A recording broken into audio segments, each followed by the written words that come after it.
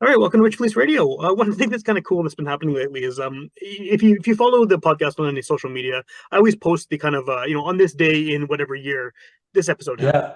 Yeah, And what's been happening out of that is that at the beginning of 2024, anyway, a lot of people that were on the podcast in early 2023, 22, 21, whatever year it was, are reaching out again and saying, "Hey, I have new stuff happening. There's new shows, there's new music." And so I feel like I'm getting a lot of the same artists around the same time of year now, which is kind of cool. So it's going to be like inundated with the same bands from like 3 or 4 different years when I get back to January and February of next year. But anyway, I'm happy to have you guys back. For people who aren't familiar with you, you were last on the show, like I said, in 2023, and it was at the beginning of the year. I think I'm going to do what I usually do and get the two of you to introduce yourselves and give a bit of background on the band, and then we can go right into what you've got going on and what's sort of happened with the band since we last spoke. perfect. Yeah, no, absolutely. My name is Dylan from DB and the Deadbeats. I'm the guitar player. Dusty, our singer, Dusty Fromm. We're a five-piece band. I'm in a half-piece band here in Winnipeg with Jack Sherrard on bass, Steve Sarins on saxophone. He just goes by Thor on the drums, and our half member is Andrew Viflanslov. Careful how you say that. I know that's a mouthful, but he's our half member. He comes to some of the bigger gigs where there's maybe more room on the stage or more room in the vehicle to come, and he comes to the studio with us on. Big collaborator with writing too. Yeah, Cool. he makes our chords make sense. Right on. And I think last time you were on the show, we kind of delved into the whole idea of being a blues band in Manitoba, in Winnipeg, and sort of what the what that experience has been like, what the scene's like, and all that stuff. I know you've since we spoke, you've released music, you've had a lot of shows, a lot's been going on. Do you want to maybe just sort of get me up to speed with what's happened with the band over the past 12 months or so, in terms of Yeah, any absolutely. exciting milestones or big shows or whatever's going on? Yeah, I think, since we spoke spoke, like you said, at the start of 2023, and I think it was a business as normal year. We played some more blues fest. Gimli was a highlight for us. We were out at Lilac was another new place for us to go to. And it was just a lot of fun. It was kind of a wash, rinse, repeat, and kind of rode the coattails of our 2022 late 2022 release of Another Tall Glass. So we just kind of promoted that and got into some different rooms, like I mentioned, and just it seems like every spring and fall we're in the city, and for the summer it's mostly out on weekend warrior trips and whatnot. So it was kind of how went up to Ericsdale for the Roger Kimley Festival in August. The big highlight for me in the year was we took some time off. I had a son back in August, so we were off for maybe a month and a half. Yeah, about a month. Yep. So it was hard to put down the guitar and pick up the bottle again, but I know that sounds bad, the baby bottle. Yeah. It's cute when he drinks the bottle and passes out, but when I do it, it's an issue. Well, I mean, if you can have a reason to stop playing guitar for a bit, that's got to be the best possible one, right? Yeah, so yeah, absolutely. So it really felt like, for me anyways, that the year was really broken up into two sections of it. But yeah, for me it was a very fun year.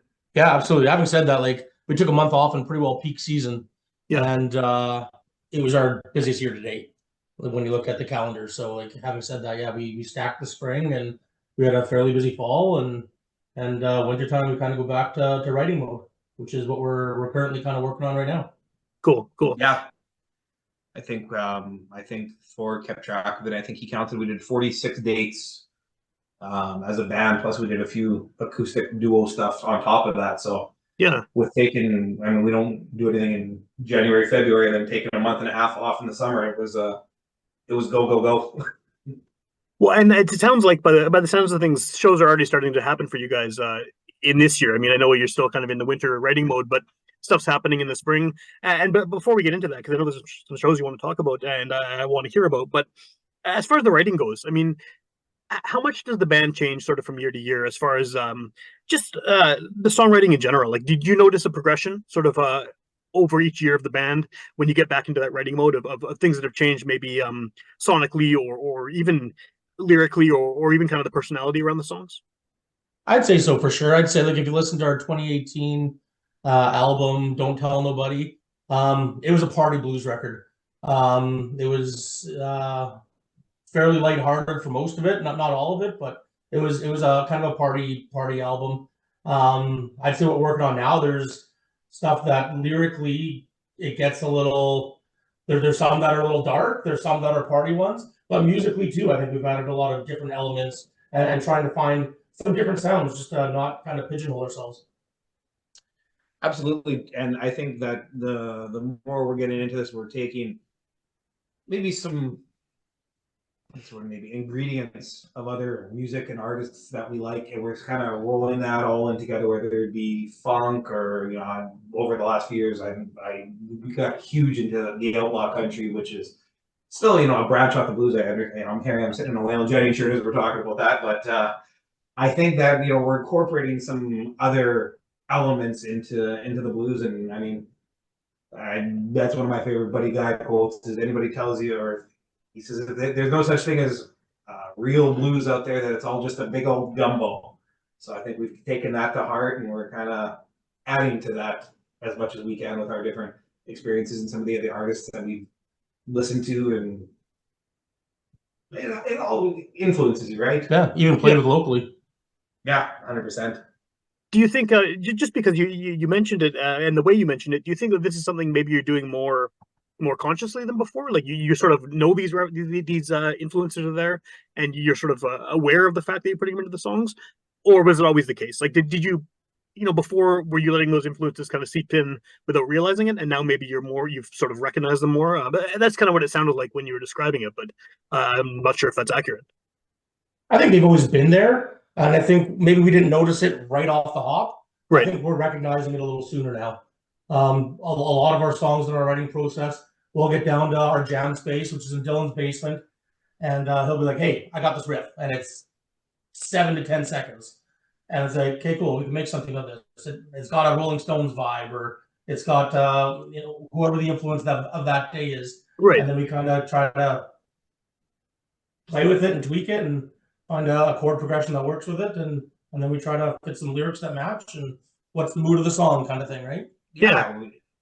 I think he hit the nail on the head, where, it starts off with, 7 to 10 seconds, and we see how far we could kind of stretch that out. If we could stretch that into a song, going back to your point, I think we're definitely maybe a little more cognizant of the background that it might touch on, where it's like, oh, this kind of sounds like, early 60s Motown, or this is a little bit more of an old Hank Williams twang to it, or something like that. So it's exciting. I mean, we don't really have a deadline yet. We kick tires at different release dates. For sure won't be this year. We haven't finished writing it yet. But I mean, it's a lot different than the other projects. We had deadlines that we put for ourselves, and this one we're just kind of organic. Okay. And I think it's really gonna show, and I think it's gonna be a really cool project when it is completed. Yeah. And so with these new songs, I mean, like I said, I've alluded to, you have some live shows coming up, and we're gonna get right into that. But are these songs that you're writing now? How far do you go from the writing process to actually performing them live? I mean, I'm assuming you'll have a lot of shows later this year. Are these songs that could, worm their way into the set, or are they already there, or a couple already are? Yeah. So we got a couple that already are. We got a couple that are close. Then we got some that are still kind of in the infant stages of, okay, we kind of have a song here, but we got to get it. We got to massage it, figure out exactly the format of it and everything. It's mixed, but it's not in the oven yet. Right. Well, I guess, like, I'm sure this differs for everyone's individual songwriting too. But how do you know as a group when it's ready? Like, when that song has been, it's good enough, it's baked long enough, whatever you want to call it, to be something that you actually put in the set? Is there sort of is there an obvious, like, aha moment when everyone sort of realizes that, hey, this is complete, this is a finished product? I think when you look at it, like, you have chunks of a song, right? Like there's a definite middle, there's your hook, and then there's the ending, I think, which is the three big things. Generally speaking, we kind of work in that time frame a lot of times too, kind of sequentially. Once we have the ending kind of to where we're happy with, then it's just a matter of, okay, let's just all make sure we're super comfortable playing in the room. And then I think once we have a general comfortability with it, okay, we host a jam at the Nick a handful of times a year.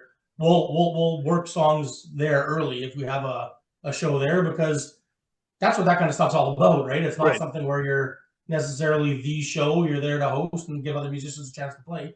but it also gives us the time to workshop some stuff too. Yeah, especially too if it's not polished, ready to go. Because I mean, everyone else is winging it off the top of their head too, so it kind of, lets us join in the fun. Yeah.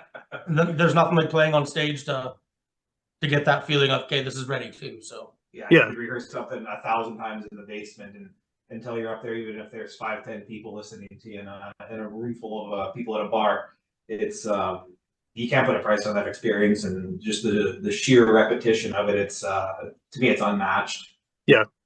When you get instant feedback, right? Whether people love it or hate it, you're going to hopefully get a reaction of some kind from whether it's 5 people or 500 people. You're going to get some kind of response after the song's over. Yeah, and you know what? I think years ago we would never tell people that it was a song that we wrote, because figure we're like, oh, they're just a local band. Here's a song that they're trying to write, and let's go get a beer, and we'll come back when we hear something we know. Where now it's the complete opposite. I think where there's a lot more pride in the band and more like, hey, like we wrote this, we hope you like it. I think it's a complete different culture for us, and I think it's something that we focused on more. So I think that's why I kind of initiated. Yeah, that's cool. That kind of change. What do you have coming up? Because I know you have some interesting stuff happening in the relatively near future. I mean, I know this is a podcast and people hear it whenever they hear it, but if you're listening now when it's actually coming out, what's sort of in the cards for the next few months for you guys? Well, the highlight for I would assume all of us for the year is going to be an upcoming weekend at the end of February, the 22nd, 23rd, 24th. There's 2 great blues festivals happening in 2 different cities, and we're so fortunate to be part of both of them. The Thursday we're going to be out in Regina, which is on the 22nd, as part of the Midwinter Blues Festival.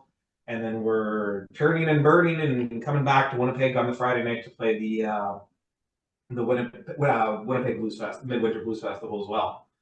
And that one's at times changed. Yeah. Right. Which I think we talked about this last time. That's a perfect setting for that kind of an event for sure.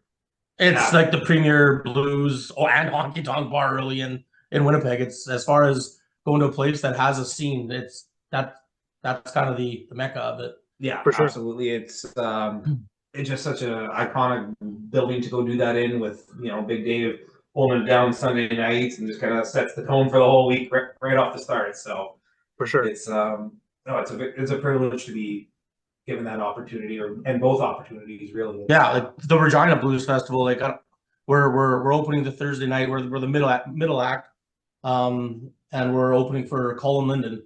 So okay. I mean, that's the guy that he's collaborated with the band, Robbie Robertson, all those kinds of guys, right? So I mean, the band, in my opinion, one of the greatest rock and roll bands of all time, and as about as influential as it gets. So I mean, to have the opportunity to play in front of a guy like that is, for me, it's mind blowing. I never thought I'd play in the same kind of bill as a player like that. And then to turn around and come back and play in the same festival as some of the amazing artists we have here in Winnipeg, like Dylan mentioned, Big Dave McLean, the Perps. Like there's the list goes on. There's tons of talent. Have you done that turnaround before? The Regina right back to Winnipeg and play the next night? It's first for us. Yeah, I was lucky enough to go to Regina last year with a friend Isaac from South Thunderbird, and I made the right contacts, and we were lucky enough they were able to reach out and give us a slot too after we asked for it. So big thank you to Isaac if you're watching this, which I hope you are. But yeah, it's gonna be a first to go back-to-back nights like that. So it's with that long drive, the long drive in between, right? It's not just show after show. It's long enough to sober you up. Yeah. We're gonna have to be good boys after the Friday night or Thursday night performance, and that's not always the easiest for us, unfortunately. Well, I think you play a style of music that lends itself to that kind of part of the culture too, right? I mean, it's bar music. It's very much appeals to people who want to go have a drink and listen to some blues for a few hours. For sure, yeah. Absolutely. So it's easy to join the party. I believe it. Yeah. So with a festival like that, I mean, how important is doing that kind of show, especially the one out of town, as far as getting your name out there, as far as getting your name to an audience that's really like ripe for what you do? I mean, this is a crowd that's going to a blues festival. They're obviously interested in the music. Whereas in Winnipeg, sure, there's blues shows, but you could also be on the bill with a bunch of, hard rock bands or whatever, country bands, it doesn't matter, right? But you're playing like kind of a very purely blues event. what does that mean for you guys as far as, you know, just getting the word out about the Deadbeats and reaching new ears? It's huge. It's absolutely huge. It's probably one of the most important opportunities I think that we've done in the almost 14 years that we've had the band now. Yeah, and you're right. It's the target audience. It's they're bringing acts from all over Canada, some U.S. acts. Yeah. So it's definitely the demographic that we want to be in front of, and it's so overwhelming and so exciting that we get to go and not only putting in front of all these influential people and all these people who come out and spend their hard-earned money to support the festival, and for us to travel and province over to do this, and we get to write these songs that we've come up with either over the years or in my basement. It's what we want to be doing. It's where we want to be doing it, and it's something hopefully that can, you know, start being the norm, and hopefully it leads to some other roads and paths and opportunities across Canada, or maybe even some of the northern states having their blues festivals. Like I know Duluth has a big one. Obviously, the Chicago Blues Fest is probably as big as it can come. So it's Kansas City, Fargo. There's all of these great neighboring towns with festivals. So hopefully it's just gonna look good on the resume. Yeah, no doubt, yeah.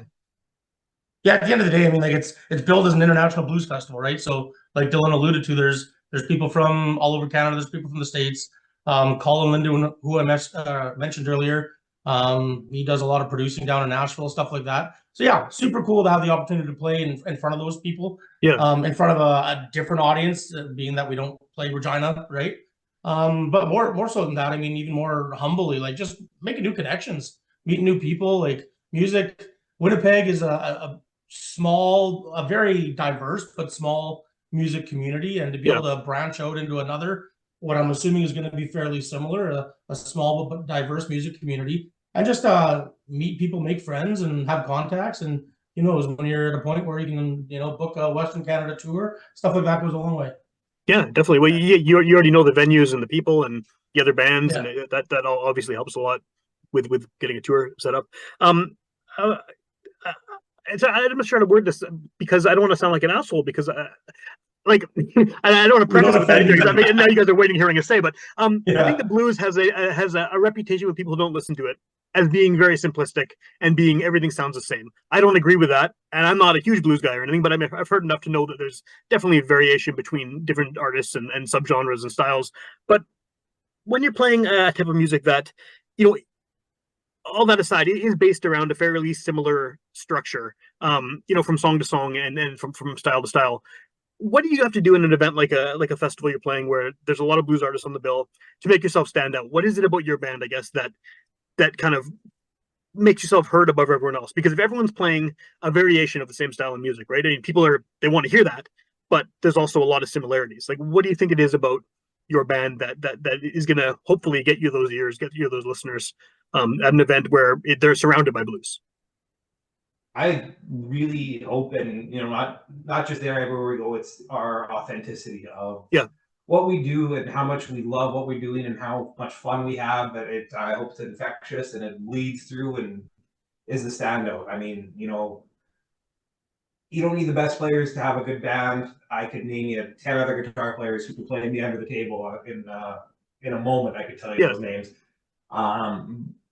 You know, it's about checking the ego at the door and just going there and having fun and getting into, you know, some different rhythms. And you know, it's 3 chords for the most of the part, but it's such a blank canvas, and you just see how creative you can get with those 3 chords.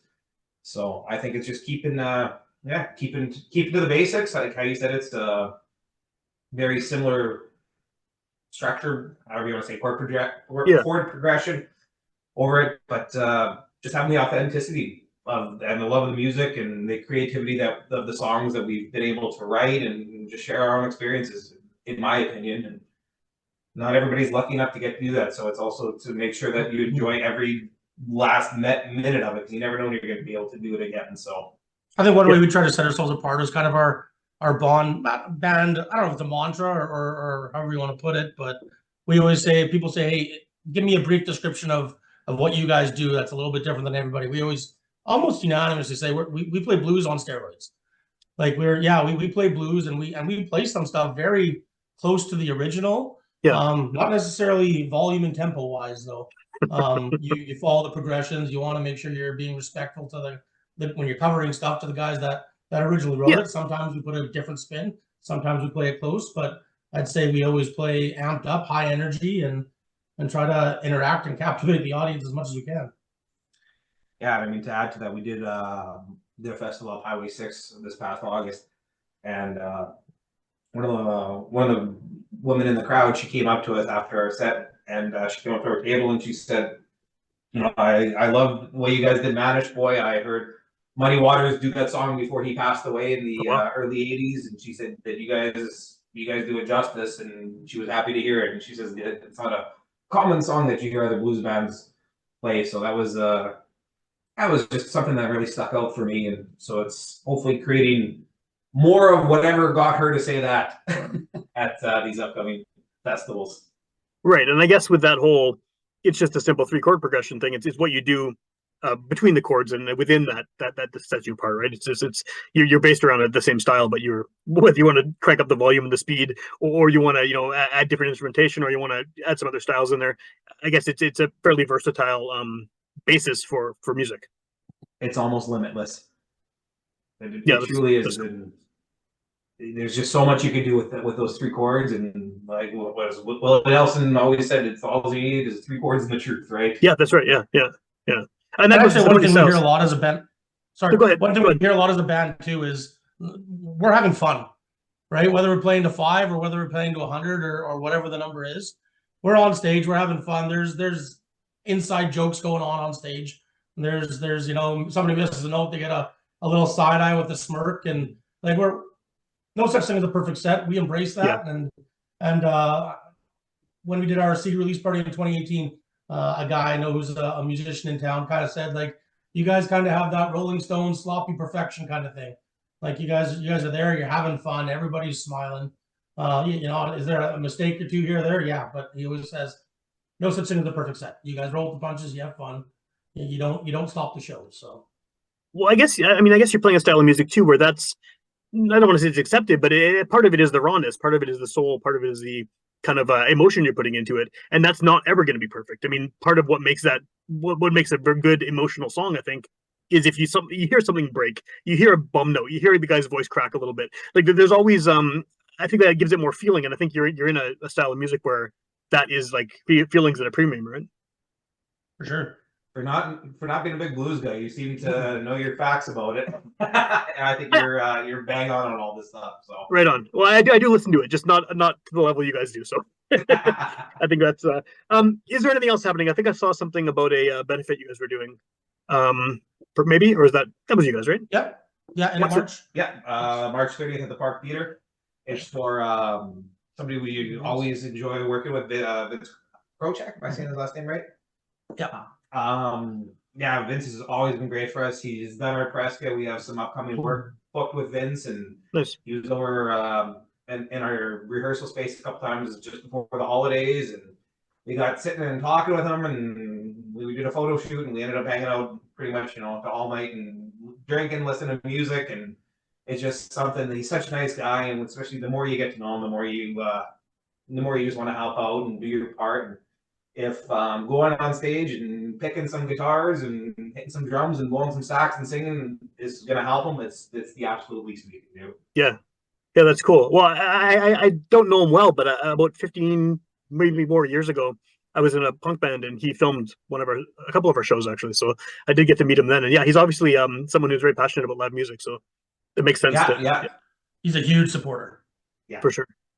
What's the best way to hear your stuff right now? I mean, if someone is hearing this podcast, maybe they haven't heard you before. I assume the best thing you want to do is get them to come see a live show. But if that's not possible, or they're not in Winnipeg or whatever, where would you send them online to check out your music? We're actually currently in the process where we got our first CD on Spotify now. Going to be getting the second that we released in 2022 up. It's the cover EP, Another Tall Glass. And we'll get that on the Apple Music and everything too. So as of right now, we're on Spotify, but we're hoping to get on all the digital streaming platforms. Cool. Something we're definitely dragging our heels on, but there's still some YouTube links of some pass alongs. Facebook, there's always different clips. Instagram will have some little clips and whatnot of past gigs and whatnot. But no, the focus is definitely to get on, like Dustin said, Spotify and Apple Music and all the streaming services. We're younger guys, but we're not too tech savvy, so. No, we're not. Maybe that's why we fit as bluesmen. Yeah. Maybe. What's the best way to find out what you're doing as far as upcoming shows? I mean, later in the year, you'll probably be more into festival season. Stuff will be happening. If someone wants to find out where you're playing, where should they follow you? We're always putting it up on Facebook and our Instagram account, so just DB and the Deadbeats.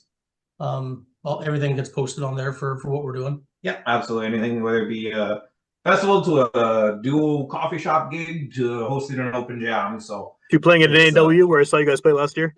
Yeah, I assume we made the audition for this upcoming year. Yeah, right on. We've done it the last two now, so. And once again, another one where it's just a good cause. Yeah, absolutely. Totally. Yeah. It's 100% great to help out, and anytime you could do something you love for a great cause, well, it's what a fantastic partnership that is. Definitely.